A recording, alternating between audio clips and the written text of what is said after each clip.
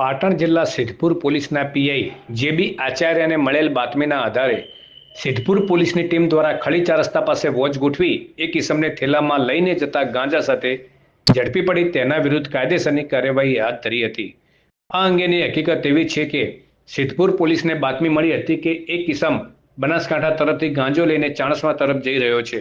જે બાતમીના આધારે સિદ્ધપુર પોલીસે ખળી 4 રસ્તા પાસે વોચ ગોઠવી હતી। તે દરમિયાન એક ઇસમ થેલો લઈને બસમાંથી ઉતર્યો હતો અને પાટણ તરફ જઈ રહ્યો હતો।